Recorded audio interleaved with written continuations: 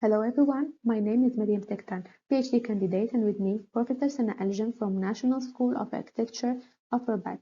We're going to make a presentation about Casablanca between land speculation and heritage preservation, issues of urbanization and attention. Casablanca, the largest city in Morocco with around 4 million inhabitants, is the country's economic heart. It dominates the national urban landscape thanks to its port, airport, industrial and commercial infrastructure. The true engine of national growth. Alone, it generates 32% of country's GDP, confirming its status as a central hub of economic development. Much of the city's urban expansion dates back to the Protectorate period. The city's industrial and commercial growth accelerated, supported by modern infrastructure and urban planning system designed to accommodate its rapid expansion. However, this growth was driven by rapid land transformation marked by speculation on urban land, even before the arrival of the Protectorate.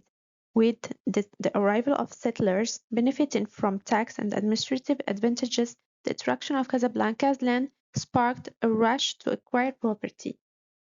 Casablanca architecture reflects a rich and evolving mix of styles rather than a single colonial aesthetic.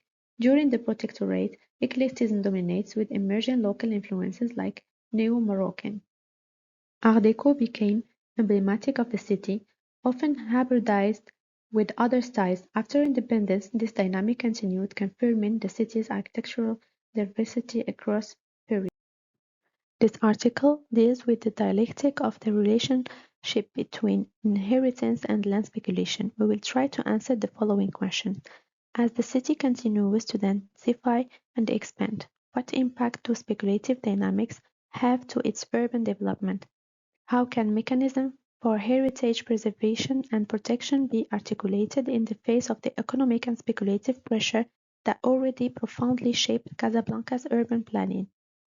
In what way are these tensions reflected in the evolution of the city's urban and architectural landscape?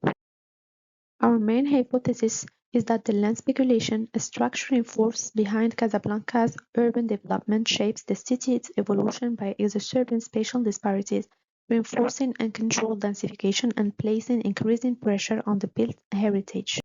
The analysis of land speculation and its effects on Casablanca is based on a mixed method approach combining historical research, spatial analysis, qualitative inquiries, and quantitative data to grasp the complexity of land dynamics by articulating multiple levels of analysis from the historical evolution of the city to the current realities of the real estate market. Land speculation has been a core feature of Casablanca's development since the late 20th century, even before the French Protectorate. The city attracted European interest due to its strategic location and economic promise. This early speculative dynamic was fueled by local conditions, an emerging port city, cheap labor, and growing ties to global markets. Before the Protectorate, Casablanca experienced a surge of European migration driven by hopes of rapid wealth and rising land values. This encouraged intense speculation, making land a freely traded commodity in unregulated markets. Speculation shaped the city's development and attracts investment. The subsequent course of colonial history only amplified the trend of speculation. The Prost Plan or Ecochart Plan aimed to channel this growth and organize the city's expansion through a hierarchical urbanism. However, they never fully succeeded in containing speculative logic. They covered only a limited portion of the urban territory, leaving room for a proliferation of unregulated peripheral subdivisions. The city became a space of colonial contradiction between planned order and speculative disorder, urban modernity and social misery, and economic centrality. Unlike Morocco's imperial cities, where heritage assets itself naturally, Casablanca struggles to claim an obvious patrimonial legitimacy as a city whose development stems from colonial expansion. Its architectural identity is largely associated in its growth under the French Protectorate. Long perceived as a city without history or culture, Casablanca has tried to forge a new image by investing in the heritage recognition of its modern architecture. In Casablanca, the recognition of colonial-era heritage has been delayed, contested, and shaped by unresolved post-colonial tensions. The colonial urban policy, which separated Medina from European quarters, established a lasting spatial hierarchy.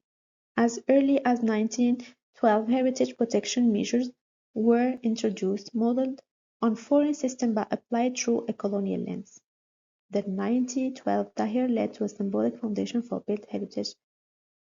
Law number 2280 makes no mention of heritage as a general concept, focusing instead on categories like historic monuments, sites, and art objects. This restrictive terminology limits the protection to older or prestigious assets, leaving modern vernacular or everyday heritage largely overlooked.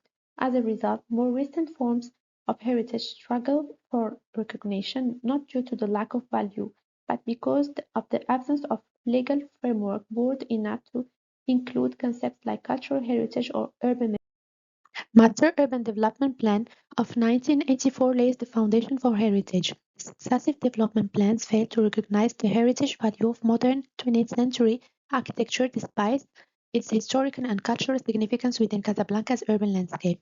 Several buildings are left in degraded state, collapsed, or were subject to informal modifications. The planning have also reassigned land use, transforming areas originally designed for villa by authorizing the construction of buildings of up to 6, 7, and even 11 stories. These changes were accompanied by a revision of the floor area ratio and the land use coefficient, promoting a logic of vertical densification. This regulatory orientation fostered a widespread trend of demolition modern villa in favor of high-yield real estate operation with little regard for the architectural legacy they embodied. Since 2013, the Casablanca Urban Agency has undertaken a series of initiatives aimed at structuring a policy for the preservation and enhancement of architectural and urban heritage. In this context, in 2019 inventory, conducted on a scientific basis and enriched with cadastral data, presented a turning point. It facilitates more effective management of demolition and transformation permits by identifying buildings of high heritage value. Buildings are classified according to their level of heritage significance, which determines the appropriate mode of conservation. However, even this tool is not immune to manipulation. Certain qualifying buildings are deliberately excluded from the inventory due to their high real estate potential. The modern city center of Casablanca has experienced a remarkable surge in land value over the past decade. This dynamic results from several converging factors: scarce and strategically located land, strong speculative pressure, and historically permissive urban planning regulations. The city center, particularly the CW district, suffers from an acute shortage of available land. The urban fabric is almost entirely built up, and opportunities for acquisition are mostly limited to old buildings to be demolished and reconstructed. This scarcity fuels intense competition over the remaining usable plots, driving prices steadily upward. Between 2015 and 2024, the average price per square meter increases over 42%. Paradoxically, heritage enhancement and downtown rehabilitation policies have contributed to reinforcing this trend. Projects such as rehabilitation of Lincoln Hotel and the Central Market have improved the district image without establishing clear limits on speculative activity.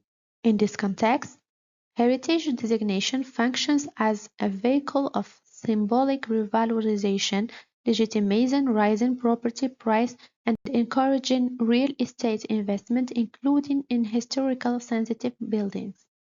To conclude, it can be said that the delayed recognition of modern heritage in Casablanca has left the door open to destruction and speculation, driven by the scarcity and high land value of the city center. Public redevelopment projects such as the tramway have amplified this trend by increasing land attractiveness. Heritage listings, unevenly applied, are sometimes used to justify demolitions backed by questionable technical assessment commissioned by public actors, revealing the instrumentalization of heritage. The abandonment of Casablanca's UNESCO World Heritage Bit illustrates the difficulty of inscribing heritage into a universal narrative when speculative logic prevails.